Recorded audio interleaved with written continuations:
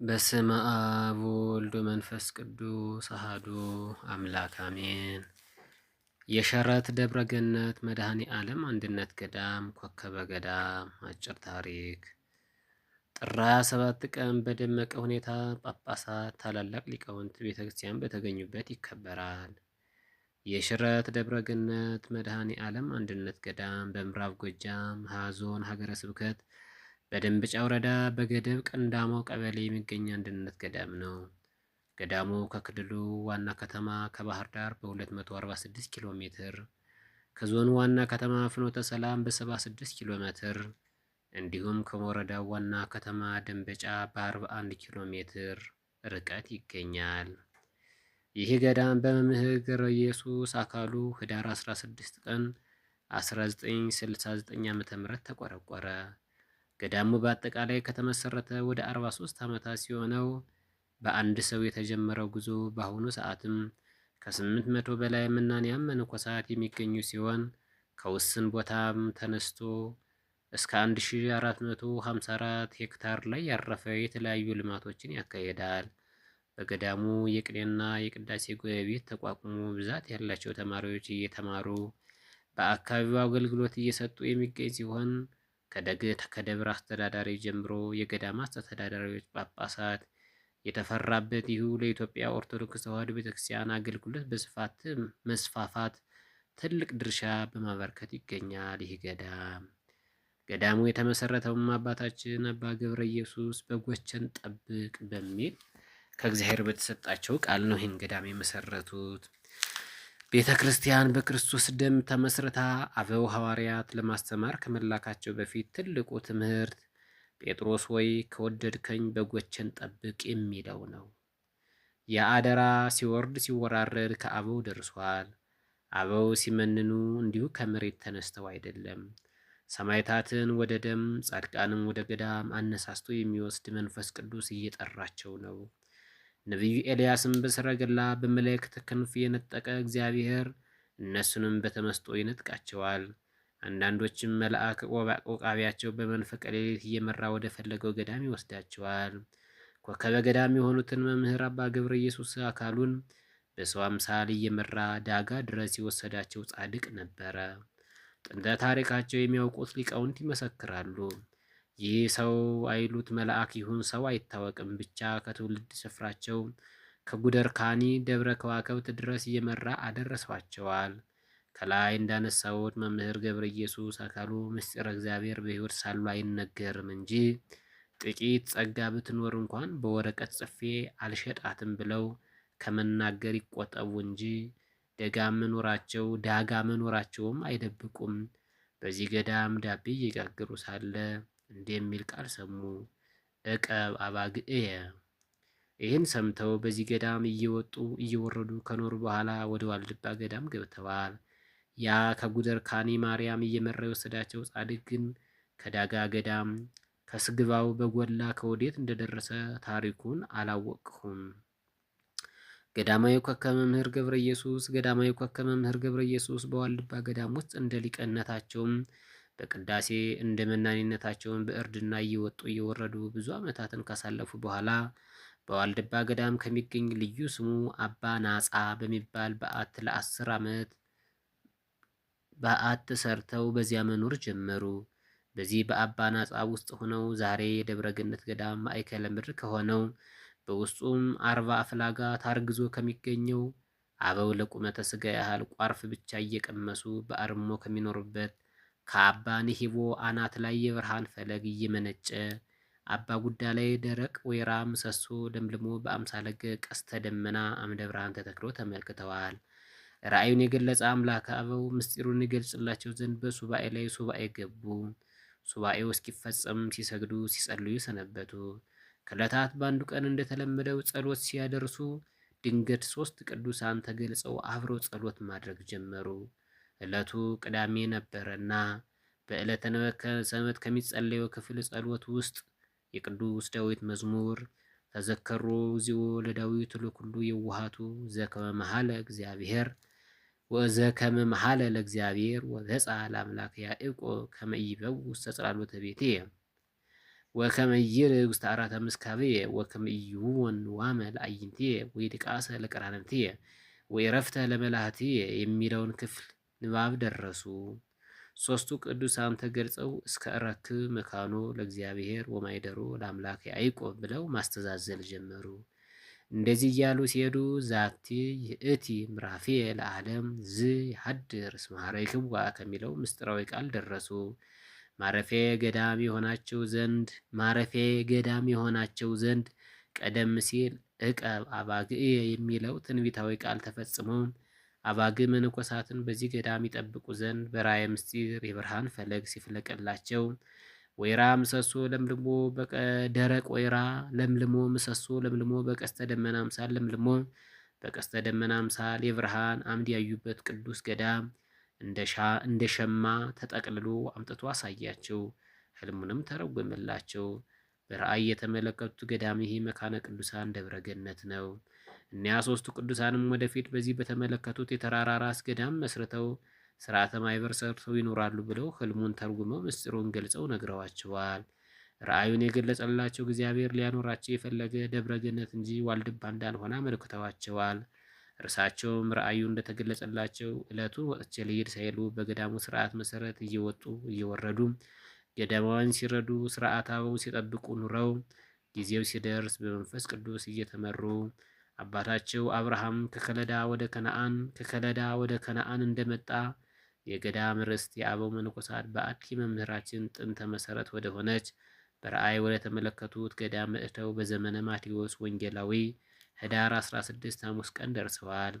እንደደረሱም ዳዋ ጥሰው ከዋሻ ዋሻ መርጠው አንዲት ዛፍ ስር እንደ ጎጆ አድርገው ቀን ሐሩሩን ሌሊት ቁሩን እየተፈራረቀባቸው እንደ አባ አርሳኒ ከዛፍ ስር ቁመው መጸለይ ጀምረዋል። ያችም ዕፀ ቄድሮስ ናት። ዛድር ድረስ ከቤተ ክርስቲያኑ በስተ ምስራቅ ሁና ዜና ሕይወታቸውን ምስጢረ መናኒነታቸውን ትናገራለች።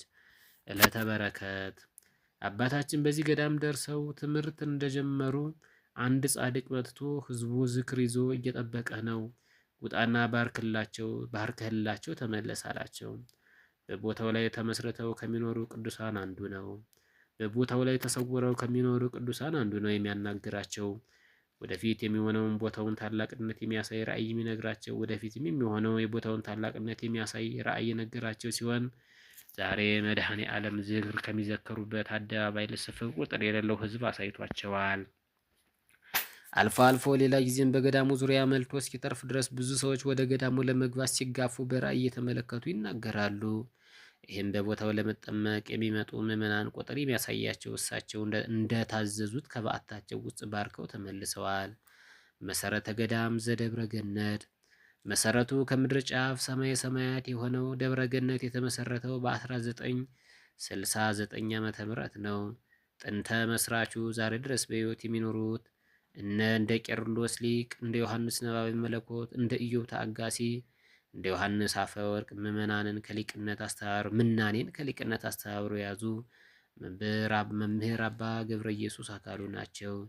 ጊዜ ገቢር ለእግዚአብሔር ነውና ጊዜው ሲደርስ በመምህር ገብረ ኢየሱስ መስራችነት በብፁዕ አቡነ መቃርዮስ ቡራኬ መሰረተ ገዳሙ ተመሰረተ። ጥንተ መሰረቱን የሚያውቁት እንደሚሉት ገዳሙ ከ1969 ዓ.ም አስቀድሞ ቦታው የአጋንንት ማደሪያ መናኸሪያ አድርገውት በአካባቢው የነበሩ ምዕመናን የአምልኮ ባዕድ ርስት ሆኖ የቆየ ስፍራ ነበረ።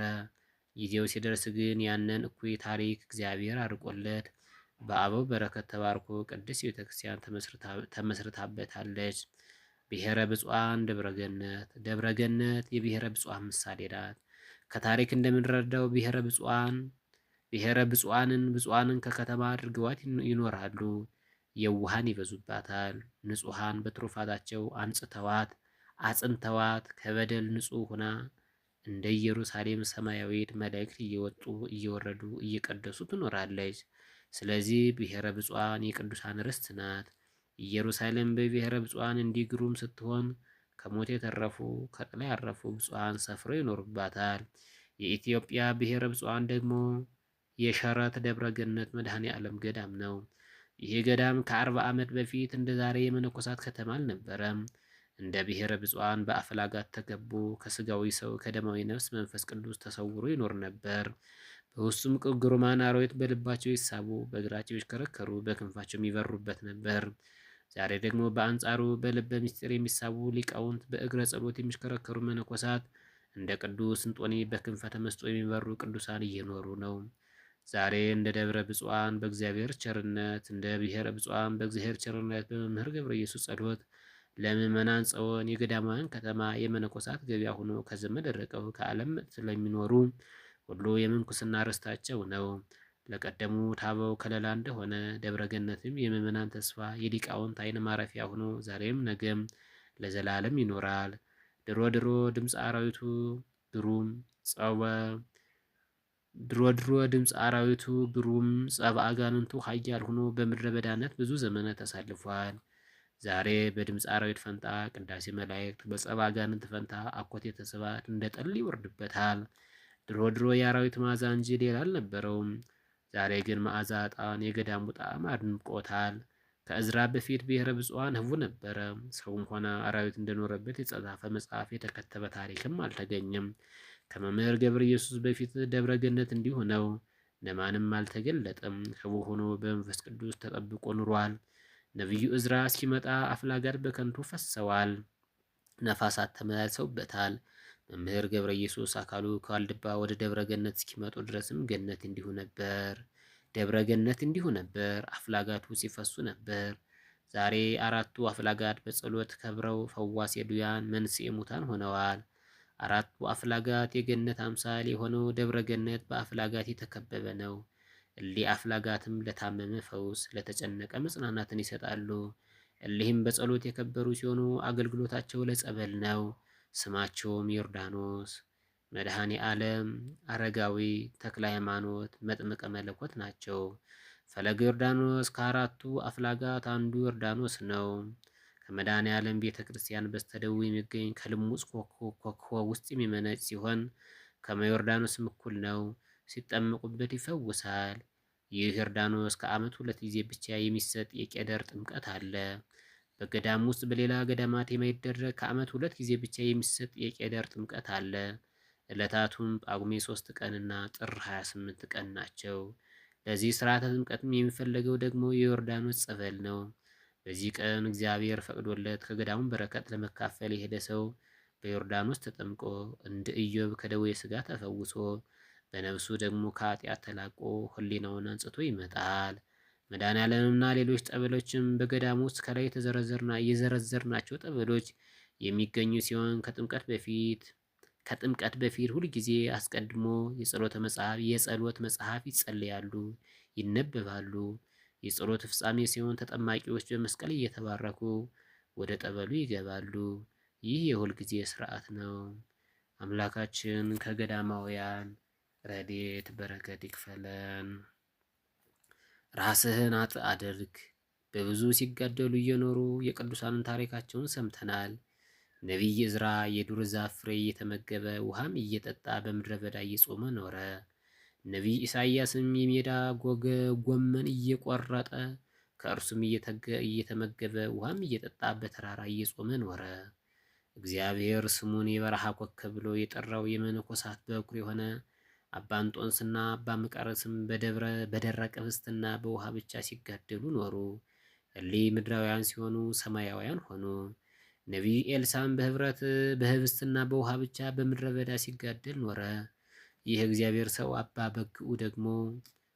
በግዑ ግን 7 ዓመት ሙሉ ውሃ ሳይቀምስ ኖረ። ከመነነ በኋላ እስከ ሞተበት ዕለት ድረስም እህል የሚባል ነገር አልቀመሰም አባ በግዑ። እርሱ ግን ራሱን በእግዚአብሔር ፊት ዝቅ ያደርግና በትሕትናም ሆኖ ስለ ኃጢአቱ ሁልጊዜ ያለቅስ ነበር አባ በግዑ አባታችን። ይሄውም የእግዚአብሔር ሰው አባ በግዑን ሁሉ የተጋደለ በራሱ ኃይል አይደለም በእግዚአብሔር ኃይል ነው እንጂ። አንተም ወንድሜ ሆይ ራስህን እወቅ። ምንም ተጋድሎን ብታደርግ፣ ጾምኩ፣ ተራብኩ፣ ስለ እግዚአብሔርም ብዬ ራሴን አደከምኩ፣ እግዚአብሔርም ስላገለገልኩ በስራዬ ድናለሁ አትበል። መጨረሻህን አታውቅምና። አንተ ግን ስለ እግዚአብሔር ብለህ ራስህን ኃጥእ አድርግ። ያን ጊዜ እግዚአብሔር ያጸድቅሃል። ገድለ አባ በግዑ። አምላከ ቅዱሳን በቸርነቱ በምሕረቱ ከቅዱሳኑ ረድኤት በረከት ይክፈለን። በቸርነቱ በምሕረቱ ይጎብኘን። ለእውነተኛው የንስሐ ቀን ያብቃን። ወስብሐት ለእግዚአብሔር ወለወላዲቱ ድንግል ወለመስቀሉ ክቡር አሜን።